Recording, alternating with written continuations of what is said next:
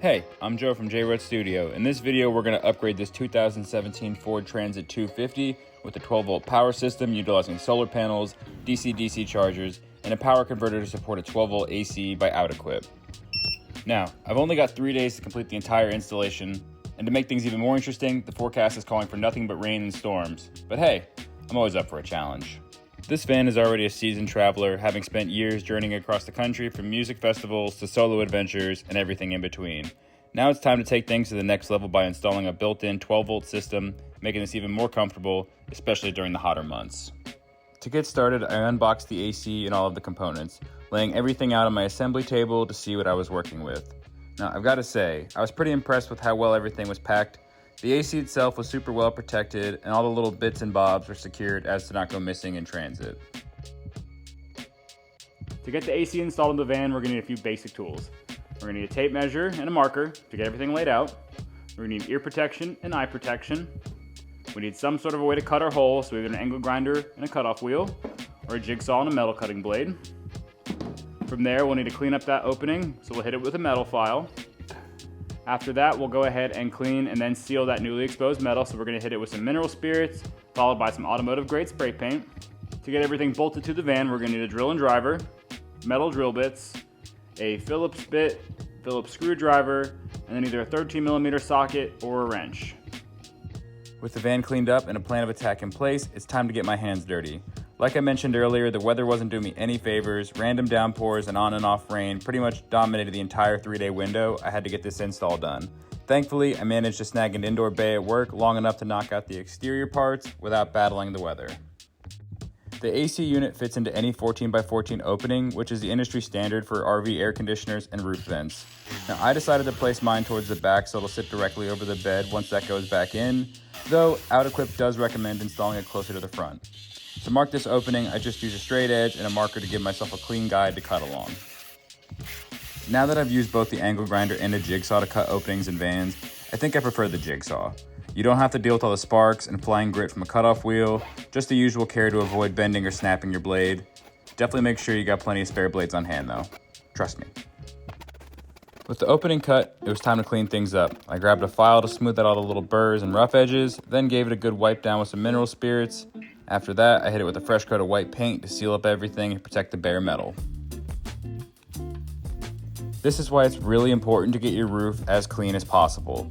The AC comes with a foam compression gasket that seals it to the van's body, and we want to make sure that the seal is tight and lasts as long as possible. Now we're ready to install the AC on the van. When positioning it in the opening, make sure it's centered left to right and sits parallel to the sides for a proper fit. OutEquip provides 2 lengths of threaded rod to secure the AC unit. Since my van doesn't have a thick ceiling to go through, I use the shorter ones. You'll need 4 bolts, the 2 black metal cross members, washers, locking nuts, and a 13mm wrench or socket for the job. The goal is to apply even pressure and compression all the way around the unit.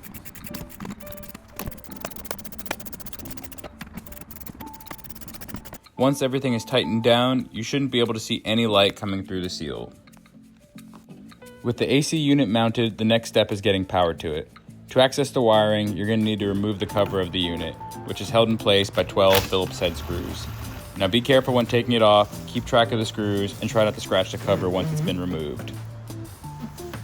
OutEquip gives you 3 options for routing the AC power cord. You can run it out the back and down into the van, which is what I went with.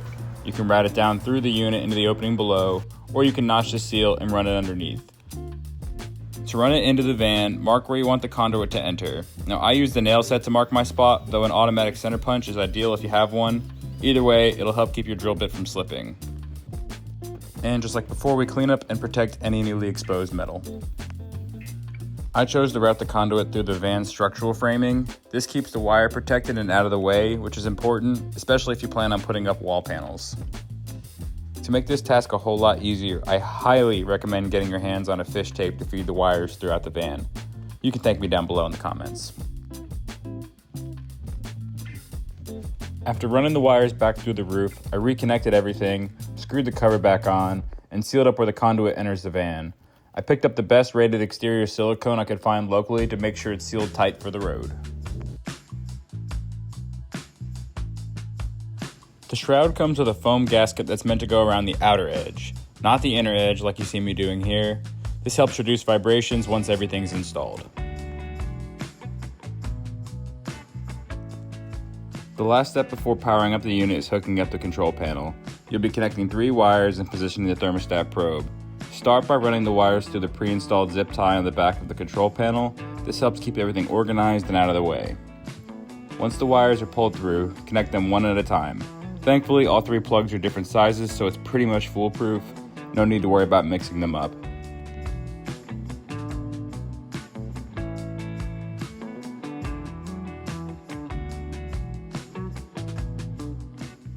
The black wire is the thermostat probe, so make sure that one gets routed through the vents and into the van's interior. This allows the unit to read the cabin temperature instead of just the temp inside of the AC itself. And then once the wiring is done and everything's in place, the control panel simply slides in with a nice friction fit. After that, secure it with 4 Phillips head screws and you're good to go. You probably thought it was time to power on the AC, right? Nope. We still have a ton of work to do on this van before we get to enjoy the comforts of AC. Technically, I didn't install the shroud on the control panel until day 3, but for those of you who will actually install one of these, I thought it'd be nice to have all the install all together, so you're welcome. Everyone else, we're still working on day 1 over here. Next on the list is our solar cable entry gland. I used 3M tape to mount it and silicone to seal around it. From there, we hopped over to the driver's side to install our shore power inlet. This will go directly to the power converter, so they'll be able to hook up at campgrounds, at home, or even to a generator to run the AC and charge the batteries.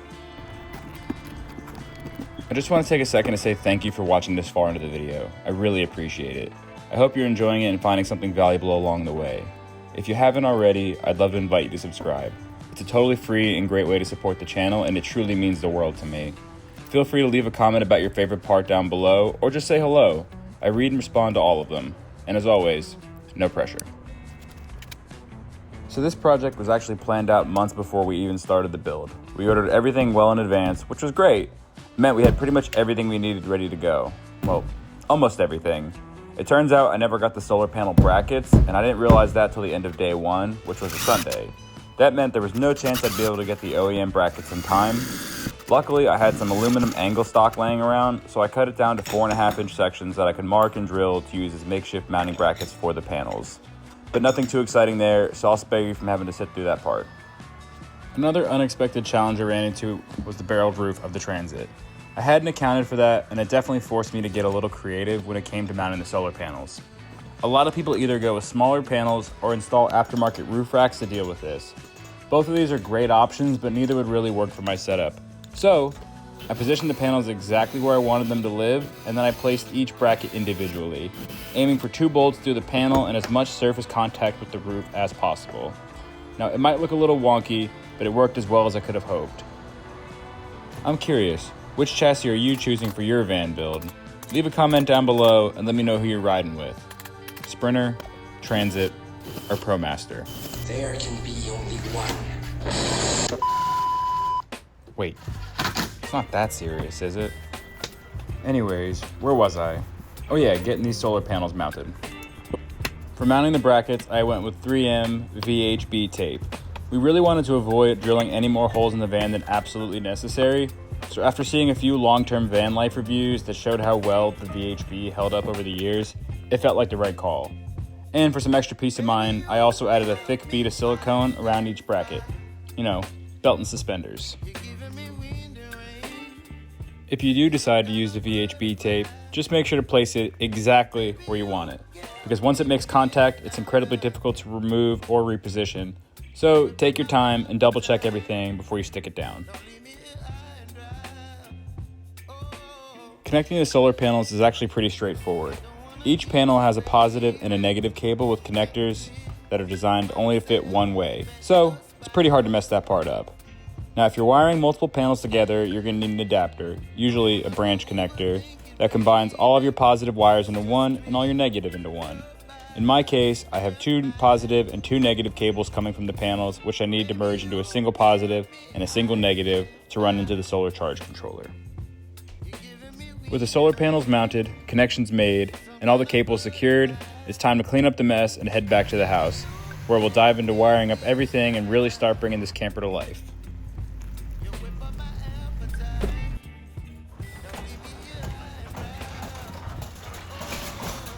Since the bed in the van is going to be mounted using the IKEA rail system, that left a good amount of space underneath, perfect for installing the electronics out of harm's way. I used a piece of 3/4 inch plywood cut to fit snugly around the van's wheel well.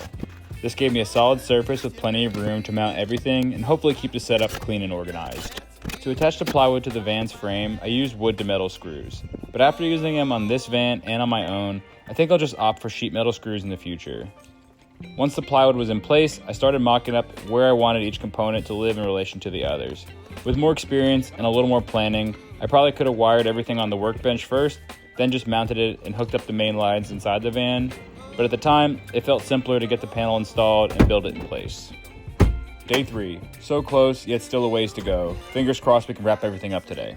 To connect all the various positive and negative leads and cut down the number of cables running directly to the batteries, I used 12-volt bus bars. They're super handy because they let you bring all your connections into one central point and then run that single line from there to your batteries, your inverter, or whatever else you're hooking up. That said, they do have their limitations, so make sure you get the right size for your setup. In my case, I went with a 250 amp bus bar since the solar wasn't being wired into it. If I had wanted to include the solar charging circuit along with everything else, I would have needed a much larger bus bar to avoid overloading it, which could risk damaging the components or even cause a fire.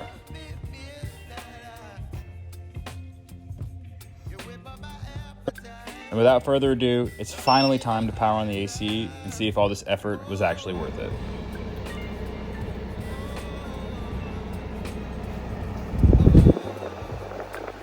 All right, we're at the end of day 3. We're officially out of time, but we made it. We got everything done that we set out to accomplish. We've got our 12-volt AC installed from OutEquip. This thing is running like a champ. We got our DC charge controller installed, our solar panels on the roof, our charge controllers, our shore power inlet, and then off camera I was even able to get the 12-volt fridge hardwired in along with the max air fan and some lighting. I'm super impressed with this unit. As you can see, I'm standing right below it and it is super quiet, blowing ice cold. So thank you guys again for watching. I hope you enjoyed the video. Hope you got something out of it. Definitely leave a comment down below of any questions, comments, concerns, any fun tidbits or feedback you want to give. Thanks again, and I'll see you guys next time.